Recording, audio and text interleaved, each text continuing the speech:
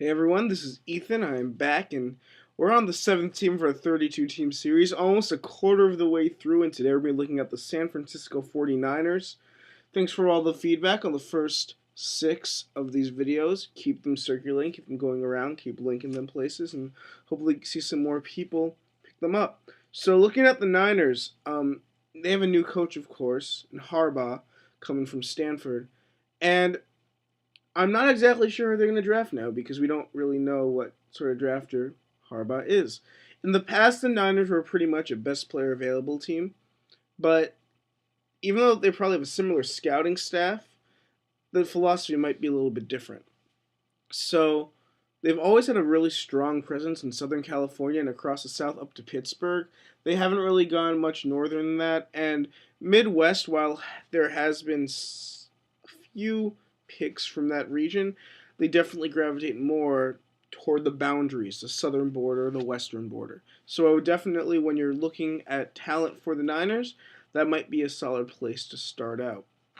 Now, with Harbaugh in charge, you also have to look at the coordinators who he's bringing in. And the offensive coordinator is Greg Roman. He's going to probably do a pretty basic offense, pro style, sort of like what they did with the power run game, opening it up for the pass. And honestly, there are some good pieces there that he has to use. He definitely does need a quarterback. And now that there's no CBA, and of course, yesterday it was confirmed that there would not be one.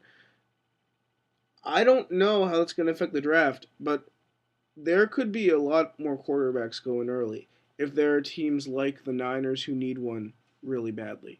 Because now you don't really want to go into the season without having a quarterback who you feel comfortable taking a starting role on your roster. So we could see a lot of talent slip because quarterbacks could go higher in the draft. So it's interesting to think about, though, because at least when I've looked at their number one pick, and I'll jump ahead a little bit here, Jake Locker's name has definitely come up a lot with San Francisco, but I don't think that he's going to be their pick. A lot of people have been mentioning the Pac-10 connection that Harbaugh has with Locker, but Harbaugh really hasn't been particularly high on Locker when he's spoken about him in public. And I think that it's a double-edged sword to be with a sort of talented player like that because, especially in the same conference, because you see all their good, but then you also see their bad. And of course, Harbaugh was not impressed when Locker skipped the game this year, the Stanford Washington game, with an injury, disgruntled attitude about the hairline fracture, and he hasn't been exceptionally high on him in general. So I think that Gabbert might actually be a more likely option than Locker, but at this point, I don't think Gabbert's going to be there at 7. So unless we see the Niners set to trade up to get Blaine Gabbert, which could happen, but we don't really know how they're going to end up drafting, I'm not exactly sure what's going to occur there. There are other quarterbacks, of course, in the draft. Colin Kaepernick will be there at some point. Ryan Mallett's stock probably has risen a lot because of this dilemma. Christian Ponder, Ricky Stanzi, Greg McElroy. There are tons of other names I'm probably forgetting right now. But the point is that quarterbacks' value right now might get inflated by a large margin. If there is no free agency, there's a very good chance that they're going to go way up. So also looking at the new coordinator for San Francisco, their defensive coordinator is Vic Fangio. And I'm probably pronouncing that wrong. Fangio.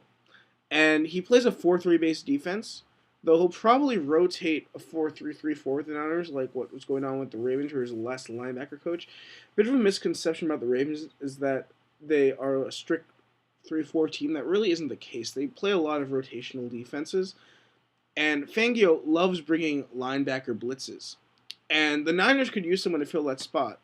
Von Miller, we have him going 5 right now to Arizona, at least in my opinion. If he happens to slip to 7, I think he'd be an obvious pick because he could be that outside linebacker rushing off the edge in Fangio's scheme.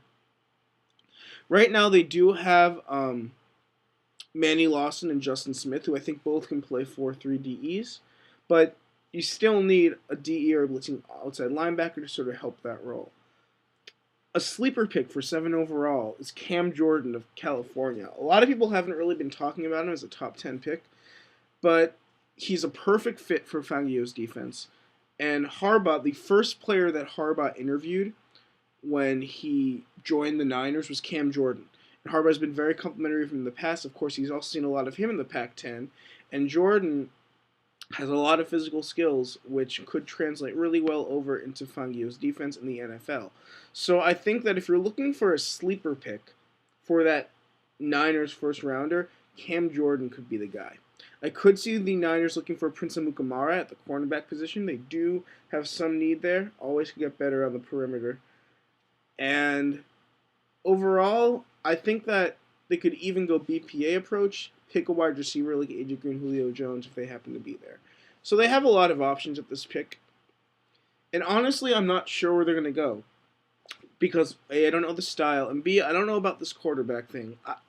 I think that it might force us to really rethink how we're going to analyze the draft, because you look at all the teams that need quarterbacks, which I sort of thought, man, maybe they could sign a free agent. I mean, Arizona now, I don't know what's going to happen there. I'm still saying that they're going to pick Von Miller, but I'm a lot less sure than I was a little while ago. So we'll see if they happen to take a QB, maybe reach for one, or if they trade up for Gabbert. We'll see if they go BPA, AJ Green, if they make that choice. I think that for now, BPA is probably the safest bet for them. So I do think that the pick will come from that group of people. Green, Jones, Amukamara, Cam Jordan, maybe Nick Fairley, but I don't think so. That's a possibility. And Blaine Gabbert.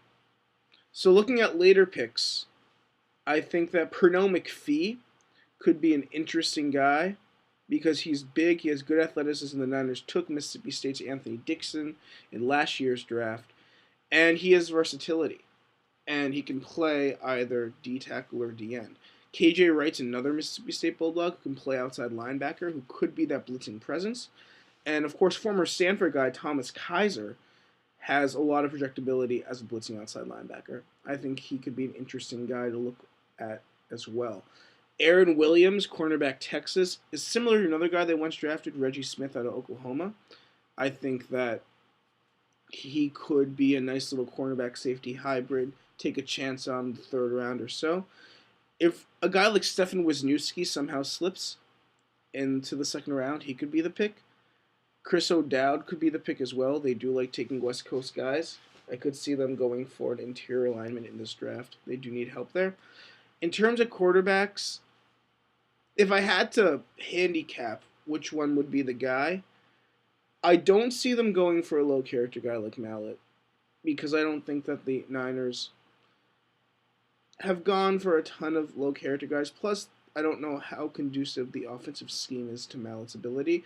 I think it is a possibility because I don't know how this new regime is going to translate, but especially with Harbaugh coming from an academically stringent school like Stanford, in an atmosphere which was pretty clean, at least from what I know, I don't think he'd be a guy. I think they would rather take a third-round pick on, say, Andy Dalton or Greg McElroy, rather than take a pick on Mallett.